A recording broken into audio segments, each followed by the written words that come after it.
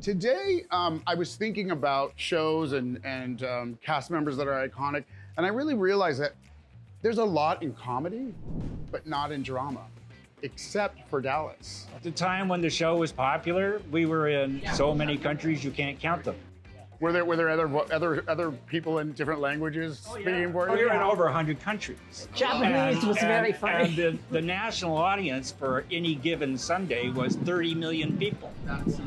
This is like more television than anybody watches in a week now. That's incredible. And so you talk about the effect of it. It just was so huge. We asked a few of the other cast members, what was it like being confused by some fanatics about the characters that you guys actually played? And what was one of the craziest stories as well, too? My craziest story was after I was killed, when I was hit by the car and died in the hospital. I woke up the next day and my life was the same, so I went shopping at the local supermarket.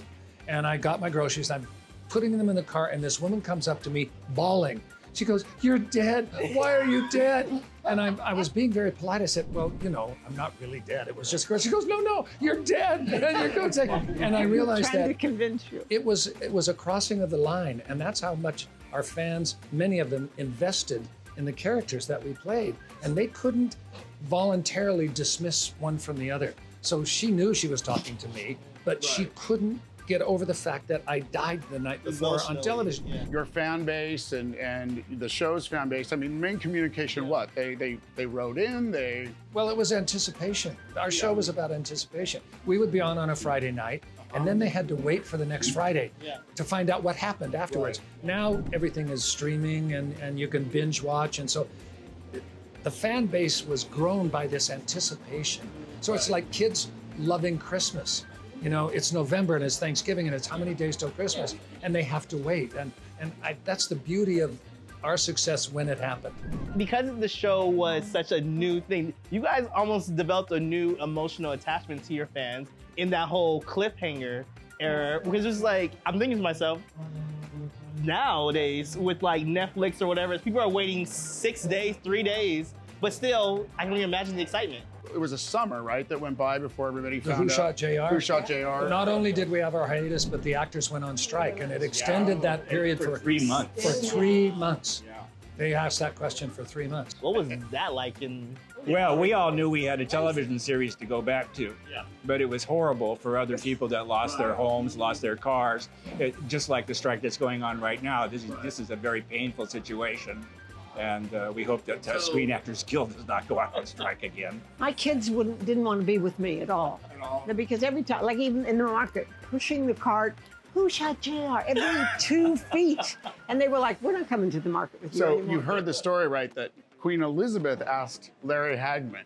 That's a great story. Well, it was the right? Queen Mother. Oh, It the was Queen Queen Mother. Elizabeth's mother. The mother. The mother came up I and love that. literally said, "Mr. Hagman, would you?" And he said, "Unfortunately, I'd have to have you killed."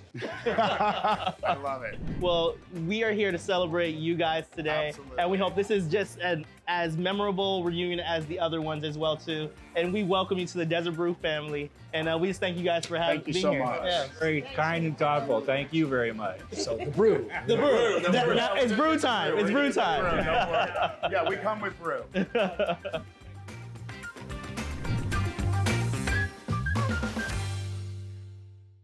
Hey, what's up, Rasheed? What's going on, Gene?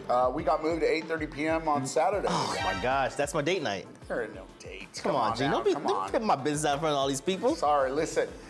I thought we were getting canceled, got called into the big office, and they said 8:30 p.m. I said, that's right. I guess we gotta do what we gotta do. We gotta do what we gotta do. Join us, check out the show, The Adventures of Gene and Rasheed. 8:30 on Saturdays. We're Only hitting on NBC Palm Springs.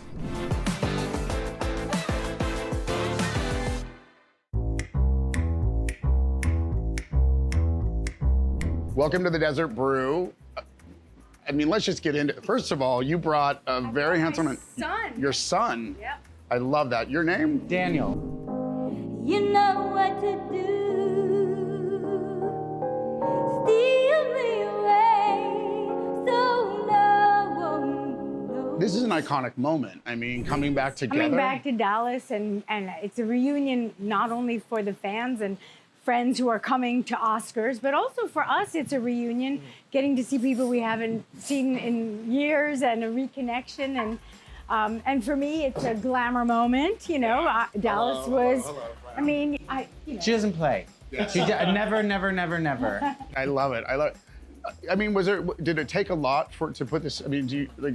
I think it was, you know, all the credit goes to Oscars and to Dan because, you know, I just got the call and said, yeah, I am in, you know, this is great. And you know, we love the venue and there is talk that Daniel and I will come back and perform there. So We love Oscars. You came back on the reboot. I did come back for a little minute on the reboot, yeah. Okay. Tell And us about- in the reboot, my daughter was getting married to JR and Sue Ellen's son. Wow. So it was a very... Incestuous? I love it. Okay, no, we didn't think of it that way. We did not. But it was ripe with lots of intrigue and had a great potential. Didn't play out that way, but it did have great The potential. original is the original. Yeah, I mean, I was one of those people left hanging at the end of the show, like, really? Come on now. It was great, by the way. But what I'd love to know about, so you experienced both. How was the environment or the production different? I mean, there's a big gap and a lot of things changed, you know, beyond obviously technology. Well, the technology was very different in the reboot. Directors, obviously, you know, we had a very exciting core group throughout the whole series that were producers, writers, directors, and they also were very close-knit and had a single mind and a single vision. And so for me, look, I only was there for a few episodes for the reboot, and but it was a fabulous time. It was incredible. It was like stepping into my old shoes again. Wow. I love that. But the other thing would be too is I think when you were originally on Dallas, I think the whole interaction with fan base and the show, I mean, there was no social media back then. No. I mean, now it's just so real. And I mean, that, you know, how was that experience? You know what? I think that the fans had to try that much harder to connect. And my goodness, the thousands upon thousands of snail mail that, you know, and, you know, trying to answer and personal appearances. And I still do, but I had a huge recording career worldwide.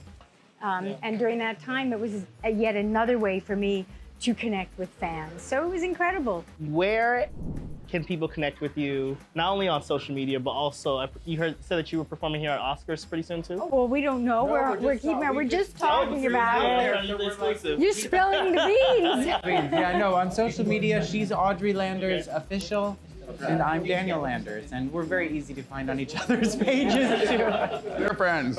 They're friends. All right, so You guys, it's time to go, and we've loved talking to you guys. But I'm jealous of the relationship. I mean, it's amazing. You guys are phenomenal. Well, thank thank you. you guys for being here. Thank you. Hey, what's up, Rasheed? What's going on, Gene? We got moved to 8:30 p.m. on Saturday. Oh my gosh, that's my date night. There ain't no date. Come on, Gene. now, Don't come put my business out in front of all these people. Sorry, listen. I thought we were getting canceled, got called into the big office, and they said 8:30 p.m. I said, that's right. I guess we gotta do what we gotta do. We gotta do what we gotta do. Join us, check out the show, The Adventures of Gene and Rasheed. 8:30 on Saturdays. Only on NBC Palm Springs.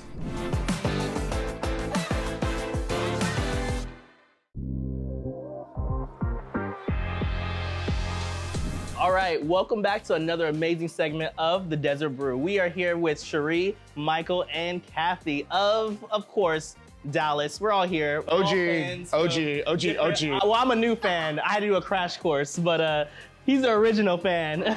My co-host here was actually born the year that the show, the original ended. I was that little boy on my bed every Friday night watching. Right. You're right. So I was coming in as they were transitioning out. Better? Very nice. Okay. Very elegantly put. This is an iconic show. You guys are coined as America's first super show. Like, with how many millions of views? This is before streaming, before anything else. There were 3 networks. Like, it's hard to imagine a time when there were just 3 networks and millions of viewers. And Channel 11 once in a while. Once in a while. Yeah, so that's crazy. I mean, The whole world stopped when Dallas was on. and if you missed it, you missed it until taping came along. But like You either watched it live or that was it. Or I waited for guarantee the you they reruns. took spoiler alerts very seriously back then. Oh, yes. Restaurants started not opening until right after. I mean, not the upscale restaurant. The reservations were before or after? Originally, I was surprised to find out that it was actually a mini series to start. Yeah, the pilot was a. Yeah, I wasn't. It was like a mid-season replacement. I only know this because our dear friend Alan is like the authority. But it was a 5-episode mid-season after the Carol Burnett show went off, and then it became. It's a good spot if you're Yeah. going to have Oh, a exactly, pilot exactly. going. And then you went on to do 13 years of Dallas. Yes. Which is amazing. I was that boy that was watching it every Friday night. And I mean, it probably wasn't very family friendly, but the whole family was there. So I mean, it was like scandals. Well, by today's standards, I think it's pretty mild. Yeah. But in the day, it was pretty frisky. I have a question about that. Okay, so you guys were pushing the envelope back then with a lot of like the scenes and the characters and everything.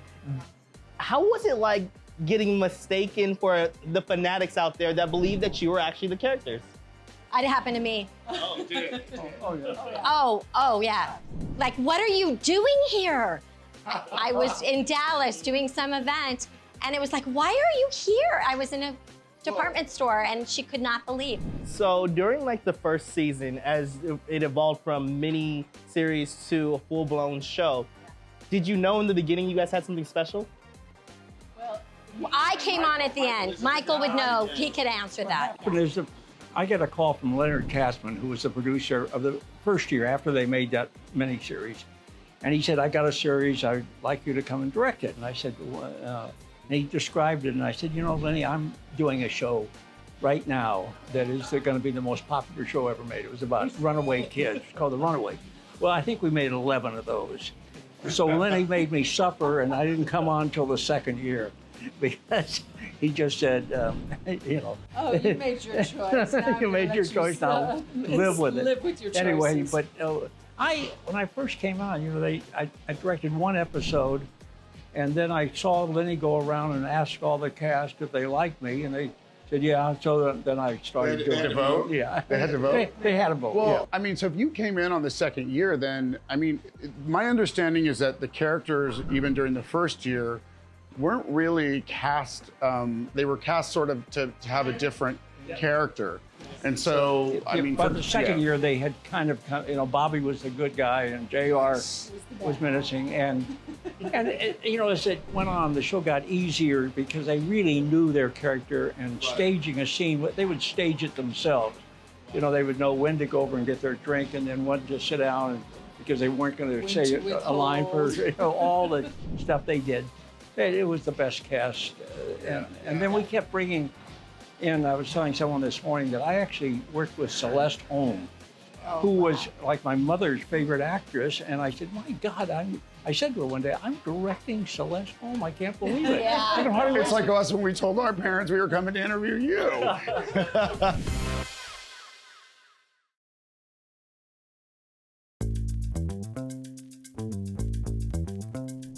With the family dynamic of a structure of a show with you have so many different characters, so many different personalities, but also this power struggle as well too. Is it kind of like deja vu seeing a lot of TV shows nowadays take after that? Yeah. Well, if you're smart, you learn from the best. Yeah. Oh my God, that's great. That's great. I mean, even the Simpsons, they reinvent, who shot Mr. Burns. Oh, that's funny. That's so funny. I forgot about that. That's wonderful. So what was it like seeing that? I mean, Cherie and I came on the last 3 years. Cherie was the last 5 years. Years 7 to 13. No, they were divorced. Well, it was a shotgun wedding. It was. Yes, it was. But I remember her brother, she had these, it was sort of a joke because we had so much fun on Dallas. Everything. We do the straight version, but the rehearsals, we could never get a full rehearsal in. Let's just shoot it because they would be throwing food at each other. First of all, Patrick and Larry they were really brothers, and they were so funny. Every day the mantra driving to work was, Please don't laugh so hard that you cry your makeup off. Please don't laugh so hard that you cry your makeup off. We'd have to Because tell they them, just stop. Stop it. We're Stop supposed to be it. serious in I'm this supposed to scene. cry in this scene, and you're making me laugh too hard. Hysterically crying. But Barbara Bel Geddes had to deal with the fact that Jock had died. And we were at the dining room table. I get a call from Barbara the night before, and she said, would you ask the boys to behave themselves? A very difficult scene for me, sitting at the table. She went into the kitchen and threw all the pots and pans. You remember that? Anyway, so she said, I call Patrick or Larry, and then Lenny even, please behave yourself. Be good. Okay, we got it. Don't worry about us. Geddes. So Barbara's sitting there, and there's just nonsense going on, talking. All of a sudden, Barbara gets a pea right between them and mashed potatoes around the pea, hit her from a fork, boom. And she never broke. She just went like this and went, like this, and we kept shooting. And then She was a real pro. Yeah. If you had to create a new fan base today, what would you say about Dallas that they should watch it? Just tune into all the characters because these are the best people you ever want to watch, the most profound actors, the happiest, most talented. I mean, all directed by this amazing man. No, I didn't. No. Every other one. Let's not get too selfish. He did every other episode. And Now, that is the Patrick and amazing Larry thing directed about a lot too. the longevity. Like, it was a series that was on for 13 years, 26 episodes a year. Now shows it's like 8 get episodes, 6 or 8. a season. This was 26 episodes, so there's a lot there. And if you want to binge something, like, have at it. You've got You'd have like to binge 300 for hours for a few years. Yeah, that's what I'm saying. No, it's 370 episodes or something. Enough about Lenny Katzman. He held it all together. He was our producer and writer, director, everything. Yeah. And he Creator. Too. And creator. And when we'd have these meetings, I said, where do you get all these ideas? He said, from everybody. Somebody would come in on a Saturday after a weekend, they said, well, what'd you do? And then 2 weeks later, we were filming that. Your kid would get arrested, and then so, But people do. Get in here! Hurry! We have a special guest in the background here. Come on in.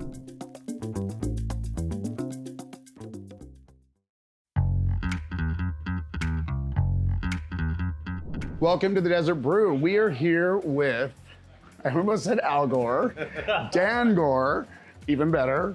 Let's just cut to the chase. This is an iconic gathering. I mean, we some of us, not my co-host here, grew up on Dallas on Friday night. I did a crash course. Yeah, crash course. How did this come to be? Tell us about it.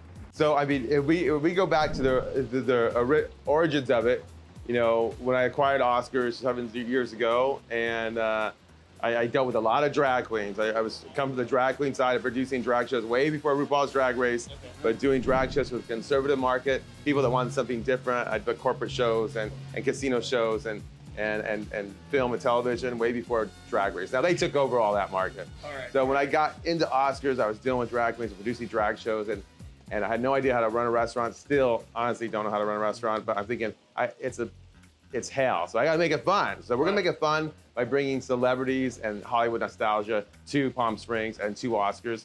And I've been obsessed since I was a little kid with Hollywood and that whole, light that we all seek, And I started bringing stars here, and I knew people and knew stars. And this tonight with the Dallas reunion, it started off with when I brought the Not Standing ladies here, and Joan Van Ark, the Not Standing was a spin-off of Dallas. And when Not Standing ladies were here, Joan Van Ark, who spun off from that series to Not Standing, said, "You got to do Dallas."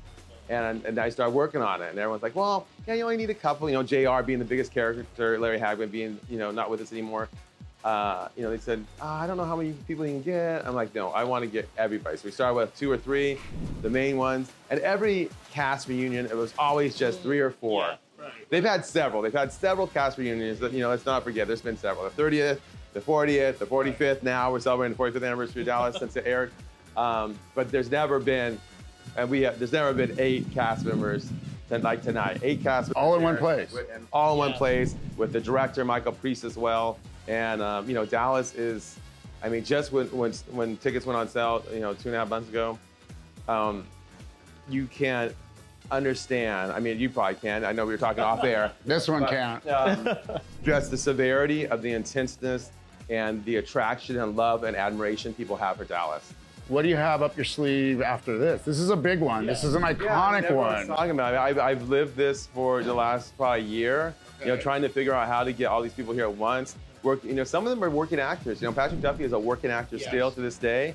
He's working often, so you know that, and everyone respected that and knew that they'd have to float around his schedule when he was not shooting, and then we just start throwing dates around. Are you available here? Are you available there? You know, and just. You know, Audrey Landers is still working as well as a very popular cabaret artist. That's how she started as a singer, turned actress, turned back singer. She's got a great, Audrey Landers, I spent an evening with her and her son. They got a mom and son act. Does she perform here? I said, you gotta come back. You gotta come back.